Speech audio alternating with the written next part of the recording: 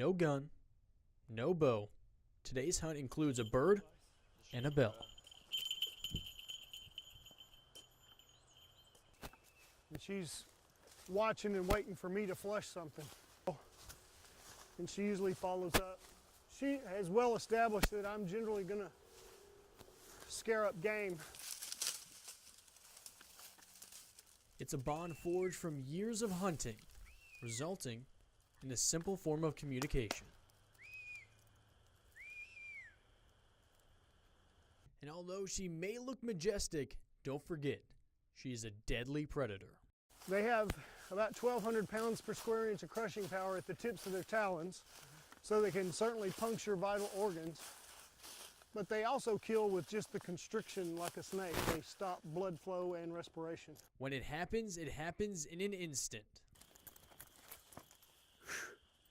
Just to watch what these things do and what the prey does to get away. Now, like I say, it's about the chase to me. It's not really about the catch, although I want to catch, certainly. It validates being out here.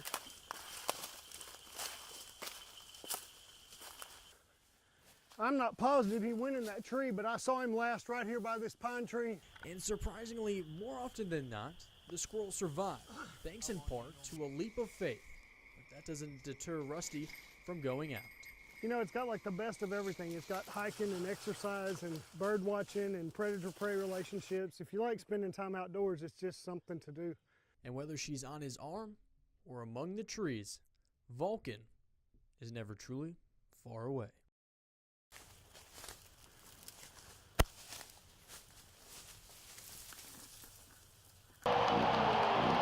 A night forever remembered. It was at that moment that I knew New Orleans was going to make it. Stems from events never to be forgotten. The Superdome was the most visible symbol of Katrina. 10 years ago, the Saints made their triumphant return after Hurricane Katrina had ravaged the Superdome. A Shreveport native spearheaded bringing them back, overseeing a project of unimaginable size. Well, I grew up in the shadow of Woodlawn High School. Doug Thornton is the executive VP of stadiums and arenas at SMG, the company who manages the Superdome. He calls New Orleans home, but his love of football was born in Shreveport. When I was growing up, it was during the era of Terry Bradshaw and Joe Ferguson and players like that. We had great facilities. We had great support from our families and from all of our fans. So did the Saints. But when Katrina hit on August 29, 2005, everything changed. The building was never supposed to be used as a refuge of last resort. It was pressed into service. 35,000 people moved in. Thornton didn't leave for 5 days. Watermarks on the walls he wrote remain a decade later. After the water receded and victims evacuated, only devastation remained. The stench in here was horrible. There was mold starting to grow in the upper reaches of the building. I had to wear a respirator. You know, you couldn't walk in here. The bacteria, the mold was such, it was so powerful that it would overtake you. A damage assessment determined it would require 2 years and over $200 million to fix the facility. Thornton had to convince then-Governor Kathleen Blanco it was worth saving. We have to rebuild it, Governor, not just because we want the football team back, but the minute you turn that roof white again, people are going to believe in the recovery, because this was the most visible symbol of destruction. The governor's staff said the public would never accept a stadium being put before roads and bridges. The governor disagreed. She said, no, we're going to rebuild it. And that was the spark that kind of, ignited the engine, and we were off. With the project now approved on all levels, Doug says then NFL Commissioner Paul Tagliabue gave him some advice that has turned the facility into what it is today. It wasn't just rebuilt, it was upgraded, the facility experiencing a rebirth of its own. You have a chance to make it different than it was before. He said, you can erase all those bad memories of Katrina. They refinanced debt, borrowed $65 million more, and used FEMA dollars to make extensive upgrades. In the midst of construction came a surprising call from Tagliabue's office. He had Roger Goodell call me and say, is there any way we can accelerate the schedule? The commissioner wants to know, can we get the building open by September of 2006, 9 months from now? 850 men and women work 6 days a week for 10 hours a day to make it happen. There was a point in time in July we knew we were going to make it. It all led up to the night of September 25th, 2006.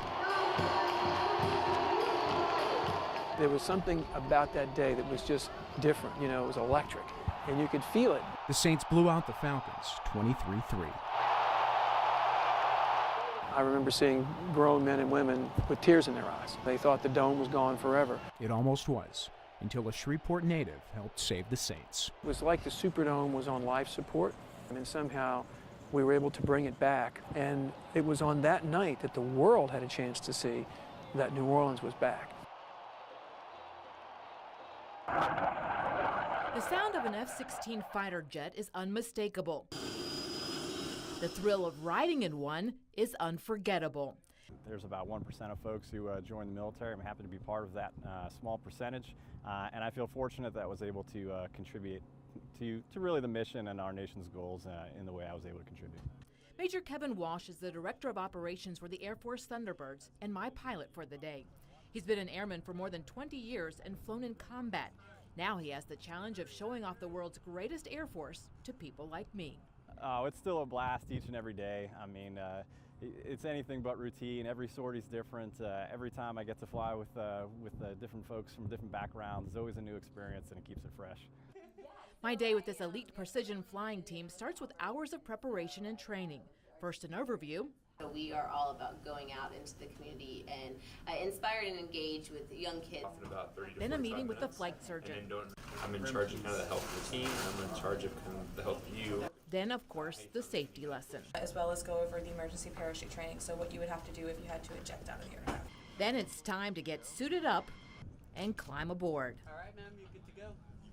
The mask is on, the canopy closes, and there's no turning back now. I wave goodbye to the crew below, then we take off 600 miles per hour straight into the sky.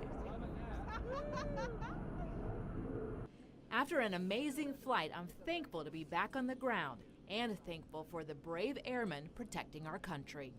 This is honestly the highlight of my career so far. Just traveling, getting to meet people, making connections around the world. It's a beautiful thing that we get to do every day.